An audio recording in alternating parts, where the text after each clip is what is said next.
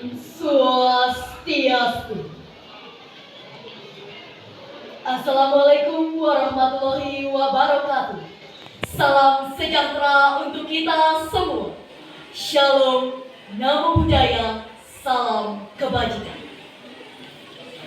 Yang terhormat Bapak Ibu Dewan Juri Lomba Pidato, yang saya hormati Panitia Lomba Pidato HUT ke-13 SMK Negeri 1 Tembuku. Yang saya hormati peserta lomba dan hadirin yang berbahagia. Sebelum saya memulai pidato ini, marilah kita memanjatkan puja dan puji syukur kehadapan Ida Sang Yang Widiwasa, Tuhan Yang Maha Esa, karena berkat rahmat-Nya kita dapat berkumpul di sini dalam suasana penuh kebahagiaan. Hadirin yang saya hormati, pada kesempatan ini saya Ninengah Pramita, perwakilan dari SMP Negeri 4 Tembuku, akan membawakan pidato yang berjudul Sumpah Pemuda Membangun Jiwa Muda Kreatif dan Berkarakter Pancasila. Jangan warisi abu Sumpah Pemuda, tapi warisilah apinya. Kalau sekedar mewarisi abu, saudara-saudara akan puas dengan Indonesia yang sekarang sudah satu bangsa, bahasa dan tanah air. Dan itu bukan tujuan akhir. Insinyur Soekarno pada pidatonya pada peringatan Hari Sumpah Pemuda ke-35 di Istora Senayan, Jakarta. Saudara-saudara generasi muda, mendengar kutipan pidato tadi, adakah yang masih ragu atau bahkan merasa skeptis terhadap peran besar pemuda dalam mengukir sejarah bangsa?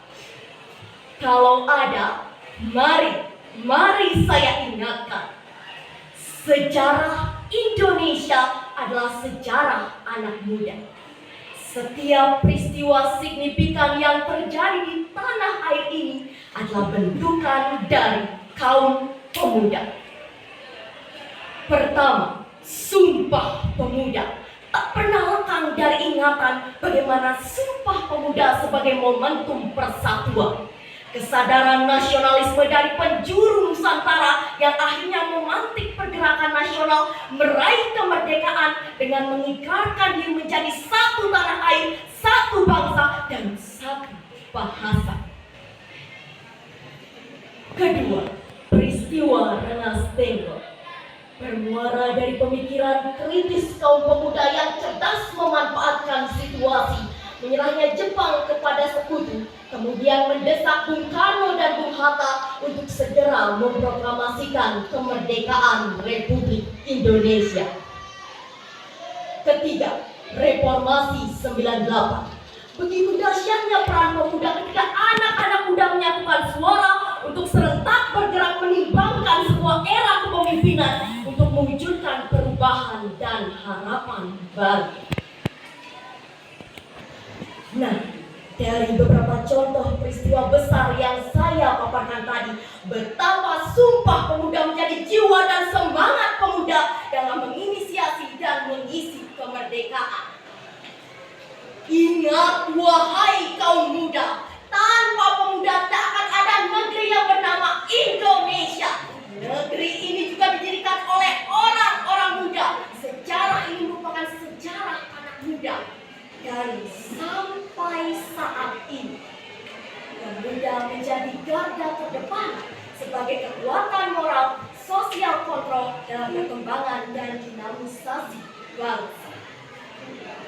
Di satu sisi, pemuda juga merupakan agent of change, yaitu agen perubahan dalam menjaga keutuhan dan kelangsungan NKRI yang kita cintai ini. Hadirin yang saya hormati, berbicara tentang pemuda, Giliran generasi emas sudah tidak asing di telinga kita. Kemenkominfo menyebutkan pada tahun 2045 Indonesia mendapat bonus demografi di mana 70% dari jumlah penduduk Indonesia berada di usia produktif, yakni antara usia 15 sampai dengan 64 tahun. Hal inilah yang menjadi dasar tercetusnya visi Indonesia Emas 2045 yang menuju pada Indonesia maju, adil, berdaulat, dan sejahtera. Bahkan, Bapak Presiden Joko Widodo meyakini bahwa Indonesia nantinya mampu menjadi negara besar dengan ekonomi kuat nomor 5 di dunia. Nah, untuk mewujudkan itu, sebagai pemuda, sudah selayaknya kita bertanggung jawab dan berkontribusi dengan berbagai cara. Di antaranya, pertama, terus meningkatkan kualitas pendidikan dan keterampilan diri. Perdalam terus soft skill dan juga hard skill yang kita miliki. Lebih lagi sebagai generasi milenial dan Gen Z, mau tidak mau kita sudah dihadapkan pada kemajuan teknologi dan informasi yang berkembang dengan sangat cepat.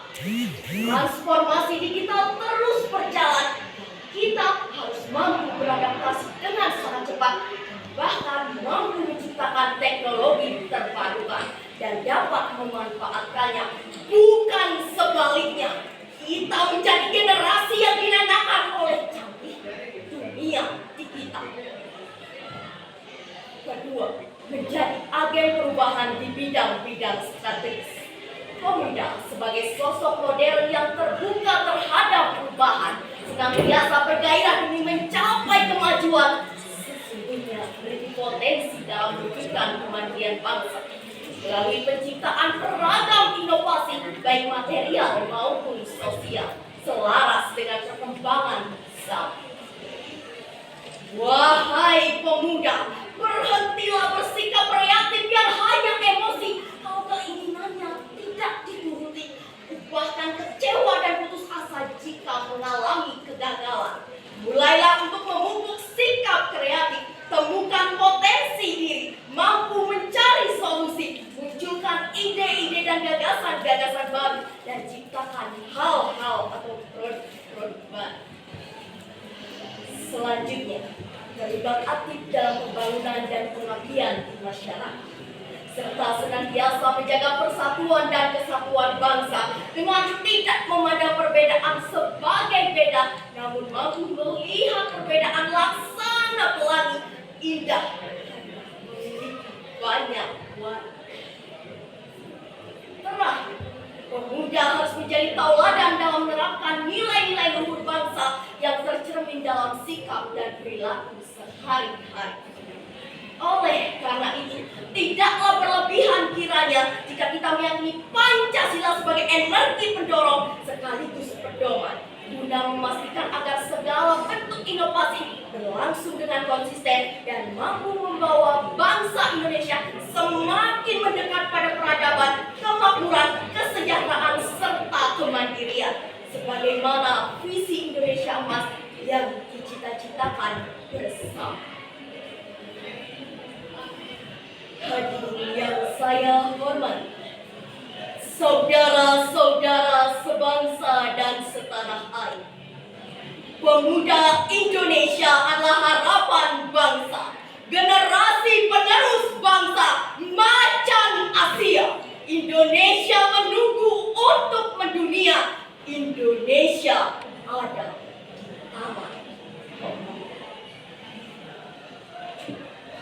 Bapak Ibu Dewan Juri, demikian yang dapat saya sampaikan. Mohon maaf jika ada kesalahan dalam bertutur kata, dan akhir kata saya tutup dengan para sati. Om Santi, Santi, Santi, Om. Assalamualaikum warahmatullahi wabarakatuh. Terima kasih.